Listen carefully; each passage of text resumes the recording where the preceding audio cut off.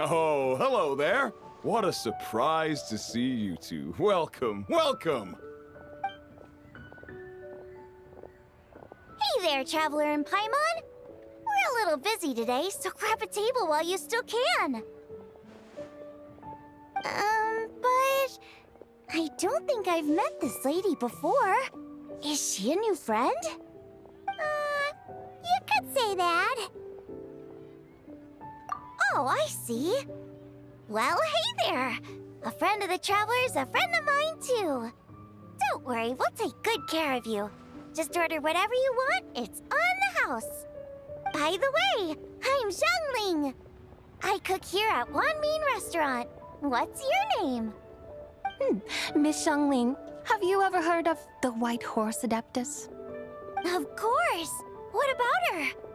I am her, and she is me. Huh? You mean you're an Adeptus? Oh, you young'uns crack me up. Come on, Xiangling. You've got to keep up with the times. Haven't you heard of cosplay? It's like a role-playing game where you dress up as famous characters and pretend to be them. Seriously, it's all the rage, and it looks like this young lady is quite the expert. Your friends sure keep their fingers on the pulse, huh, Traveler? Wow, Dad. Didn't know you were so tuned in. But how come I haven't heard about it? You gotta listen to our customers. Didn't I tell you to spend less time chasing after wild vegetables and more time making friends? You're even more out of touch than I am. Hey, I like making friends too. Isn't that what I'm doing right now? Anyway, even if it is just a costume, is it alright if I still call you White Horse Adeptus? Of course it's all right, because that's exactly who I am. Okay. I can see you're really committed to the role. How about I call you the real White Horse Adeptus instead? In that case, you can call Paimon the real Traveler. Yeah, right. You could have at least switched outfits. Puny mortals. Nevertheless, I suppose it might be amusing to indulge in your little charade for a while at least.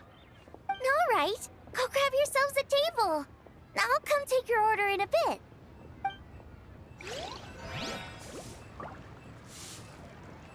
Wow, Leo's really got a lot going for it. Hello.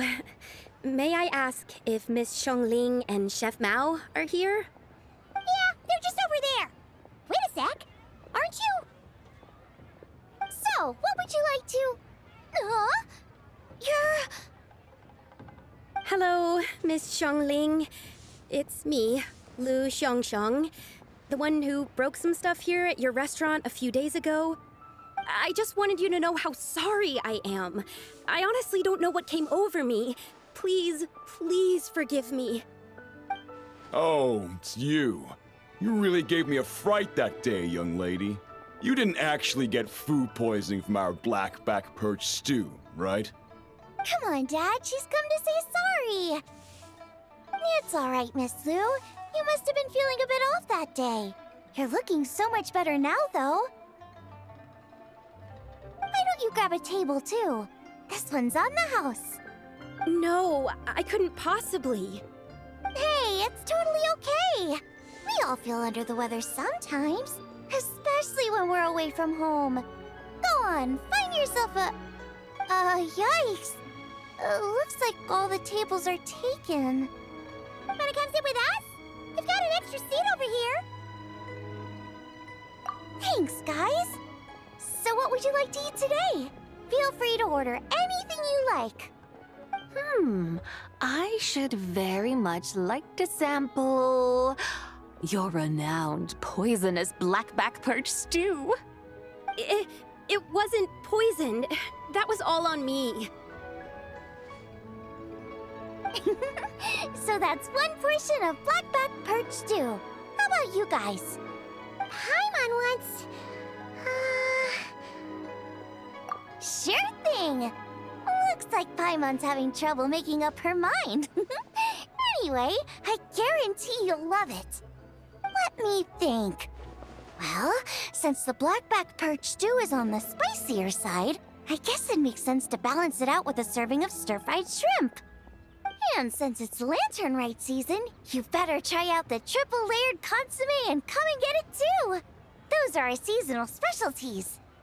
As for the carbs, since we've got a full table, how about some right at home? Along with our special chili mince cornbread buns. Trust me, you won't be disappointed. Then for dessert, I'll whip you up some Lucky Snow Delight. I just came up with it a few days ago, and I can't wait for you to try it. Wow! Sounds like quite the feast. Looks like Paimon's in luck today. Am I the only one who thinks that's way too much? Not at all. Don't worry, I know what I'm doing. And to top it all off, our star dish, Adeptus Temptation. You should know that we don't often serve this here at Wanmin Restaurant. But since this is my first time cooking for the White Horse Adeptus, I'm pulling out all the stops. Okie dokie, just sit back and relax. I'll have your dishes out in no time.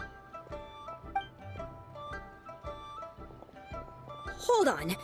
Did I just hear Miss Xiangling mention the White Horse Adeptus? You did indeed. And you're looking right at her. That's a joke, by the way. She's cosplaying. Oh, I see. Phew, almost believed you there for a moment. Tell me, little one, what business might you have with the White Horse Adeptus? It's a long story. Basically, a while back, I took part in an archaeological dig over at the chasm. While we were there, we discovered a number of relics. Our findings show that they date back to the era of Long Gone, an ancient nation whose people are said to have been the ancestors of some of the modern-day inhabitants of Chenyu Vale. And why might such matters concern the White Horse Adeptus? Because some of those relics not only seem to contain textual references to her, but even depictions of what she looked like. There have long been legends claiming that the White Horse Adeptus was a deity of that era, but there are plenty of other theories out there too. If I could just locate some more detailed records, I'm sure we'd be able to find out so much more. So you're into history? Well, to tell you the truth, I actually joined the archaeological team by sheer accident. But once I'd started down this path, I knew that I wanted to make something of myself. Recently, though, things seem to have taken a turn for the worse. Still can't believe I caused such a mess and even ended up hurting someone. Oh, so you're considering becoming a martial artist now instead? No, I mean, they weren't seriously hurt. It was just a few scratches, and they let it go after my mother compensated them. Either way, my career is pretty much over. And even though both the victim and the Ministry of Civil Affairs say they won't be pursuing the matter any further, my father says he's going to punish me according to our family rules. Family rules? Yeah, he's decided to ground me.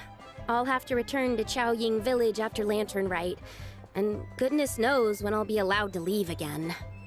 Wow, that's harsh. Sounds like the kind of thing only rich, super traditional parents would do. We're not exactly rich, though. All we own are a few tea fields in Chaoying Village and a guest house in Liyue Harbor. A guest house? It isn't Baiju Guest House by any chance? Yep, he's my grandfather. So you've heard of the guest house before? Small world, huh? Come to think of it, didn't Boss Lu mention something about hoping that the White Horse Adeptus would show up and let her divine power be known? Sure, but Paimon's guessing this wasn't exactly what he had in mind. Little one, it sounds to me that your family is rather well off after all. What then drew you to archaeology? Why subject yourself to such unnecessary hardships. Even if I stayed at home, there's no guarantee I'd lead a nice, easy life. Just look at my father. Recently, my grandfather put him in charge of the guest house, and he came up with a bunch of ideas right away, starting with changing its name. That didn't turn out well, though. My grandfather yelled at him for days, even calling him a bad son, and they still haven't let it go. Oh! Paimon thinks we might have heard about that too.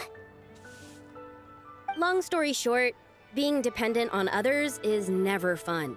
You just end up being completely under their thumb. That's why I want to make it on my own out here, no matter how hard it is. After all, as the saying goes, to rise above others, one must endure the hardest of hardships. What's so funny about that? You poor, innocent little creatures never fail to amuse me. To think you would endure all manner of hardships in your brief time on this mortal plane, and all that merely to rise above others. I would have thought that the wiser path would be to simply roam this world as I do. Huh? Tell me, what is it that you truly delight in? Archaeology? Martial arts? Tea planting? Or perhaps the keeping of a guest house? What I delight in? Yes! Surely there must be something you don't find quite so exhausting. Whatever delights you should not feel like a burden. But do things like that really exist? Of course! Take Miss Xiangling, for instance. I defy you to detect even a hint of hardship on her face when she wields her walking spatula.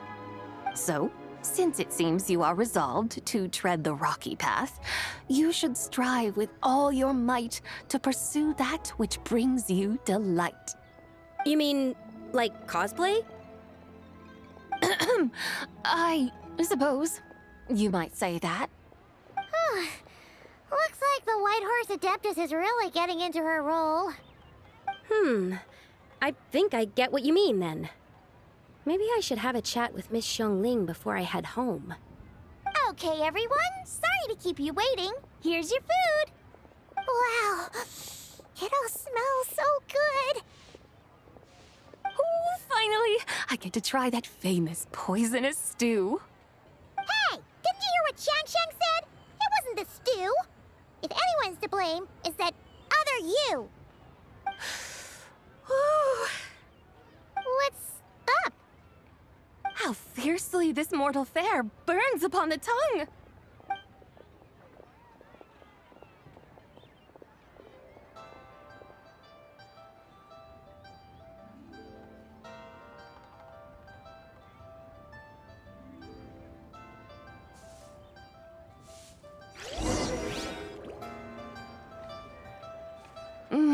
Most satisfying as poisonous stews go. So, where to now? Time, I think, to seek out some diversion? Oh, there's plenty of entertainment options in Liyue. Paimon will tell you that. The locals like to drink tea, walk their pets, play chess, watch operas, attend storytelling performances. Storytelling performances? You know, like listening to people telling stories. They're usually based on old Liyue legends, just like their operas. Stuff like the Divine Damsel of Devastation, Through the Eyes of a Dragon, or the Sanctification of Tao Dome. What about the story of the bright moon that sits in the sky above us? Paimon doesn't think she's heard that one. Still, the moon does come up quite a lot. It's even in the name itself. The Yue in Liyue actually means moon. Since we're on the subject, you like telling stories yourself, right? Why don't we go check it out? In that case, I'll have to trouble the two of you to lead the way.